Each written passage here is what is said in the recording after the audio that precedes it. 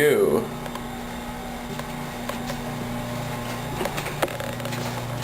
Yeah.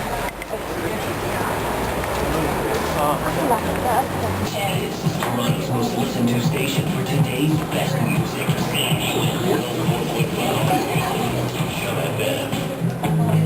At last, my face is complete again.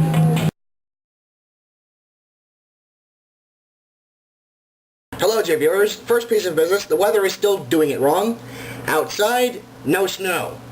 This is wrong. This is dead wrong. This is Canada, and it's January, and I should have snow. Okay, but moving on. The first thing I wanted to talk about is I figured out why people that slack off using their laptops sit in the front row of the class anyway. That's where all the power outlets are, and I think there should be more power outlets in lecture halls. And this brings me to my main point of the day, and that is the best way to derail a lecture. Or rather, not the best way, but numerous amusing ways, which I want to be in there when you do it because I think it would be hilarious and I want to watch. Firstly, think of a really, really good question that will derail the lecture by getting the professor to talk about it for like 10 minutes at a time. In fact, yesterday in my political science lecture, such a question did go 10 minutes. Now, for those of us who cannot think of such questions for whatever reason, we are limited to more childish but equally amusing ways of messing the lecture up. Take a seat near the projector, if they're not ceiling mounted, and just start jiggling at random, poke it, point it to other walls, make it, of course, sure not to get caught, and then see how long it takes things to go, hey, wait a sec, the lecture slides aren't holding still. Or, you're doing the lecture, so you're probably bored anyway, right? Now, if you're bored, you're probably doing something else in lecture, like playing games on your laptop, playing games on your calculator, in my case, listening to music, or reading a book. So what you ought to do is just share these things with the people around you. For instance, if you're playing games on your calculator, start asking for help. Like, hey, you, where should I put this straight block? Because I play a lot of Tetris in class. Or if you're actually playing games on your laptop, just, don't plug in your headphones. Let everyone else hear the wonderful sounds of Diablo 2 and StarCraft and all the rest of that, which would be hilarious. And of course, every time you die, be sure to let off massive amounts of frustration verbally. Oh, blast it, I died. That was my hardcore character, and I was level 30. Which, if you know Diablo 2, you know how much that would suck. If you're listening to music, just start singing along. Or if you're reading a book, just, at appropriate or inappropriate points, just start laughing out loud. You're laughing to read Terry Pratchett, and this has actually happened in my classes. I would read a Terry Pratchett book in the middle of a class after I'd done a test. Okay, in high school, obviously. They wouldn't let this thing go by in university. I would be reading Terry Pratchett, and suddenly, for no reason, I would start laughing. My friends who went to high school with me, you know what I'm talking about. You remember moments like this, and they were hilarious, weren't they? Or if it's a really, really touching book, and if you can cry on cue, of course, just start bursting into tears like, no, why do you have to leave him like that? Or then some old classics. Fall asleep in class and start snoring loudly. I actually did that once. I also took out my pocket knife and played with it, and the guy ended up making it part of a vocabulary sentence.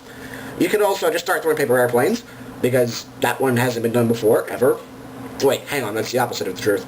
Or just, start chewing gum and popping it loudly. That's a particularly bad one for me. Now, one of my more creative ones, walk out for a slice of pizza. Like in the middle of lecture. This works best if the lecture is at least 2 hours long. Then when you come back, be sure not to eat the pizza until you're actually at your seat again. So everyone enjoys a nice pizza smell and is subjected to the pizza torture. And if you're really feeling creative, take a can of soda and shake it up all the way on your way back from the pizza shop, and then just open it. And, well, if you know what happens when you open a shake-up can of soda, then I don't have to go any further with this. And if you don't know what happens when you open up a can of soda that's been shaken up, then try it. It'll be really cool, I promise. Evil grin. Now, for the boldest of the bold among you, every 2 minutes, say, stand up and remove a random article of clothing. Now, if you're feeling a little bit worried about this, you can start doing it casually, like, say, coming in a full 3-piece suit and a heavy coat and the rest of that, so that you have your tie, your waistcoat, your jacket, and everything else to take off before you get down to the more interesting bits. Of course, be sure to stand up when you do this so you have everyone's attention. Another one suggested me to by a friend as I was trying to think of ways to annoy a lecture because it was a really, really boring lecture. He goes, hey, what if someone let off an air horn just like at random intervals? Like first, establish a rhythm of say every 2 minutes, then suddenly do the Fibonacci sequence with the air horn. So like 2 minutes and 3 minutes, then 5 minutes and 8 minutes and on and on and on. I said, yeah, okay, just don't do that in math class. So there's that. Or just go to the blackboard, if this lecture hall has a blackboard that's not being covered by the projector screen, and start writing notes from your other class. Like, for instance, in my political science class, I'd write my chemistry notes on the board. Or draw, pictures of, the usual immature things university students draw on blackboard. And when the professor asks you what you're doing, just keep writing and ignore him entirely. This should be hilarious. This one I recommend doing with a friend. Bring them along and just go, hey, now, we're going to mess up this lecture because I really can't stand this professor. And just start making out with him and see what happens. It should be hysterical. Everyone will be staring at you and the professor will be staring at you as well.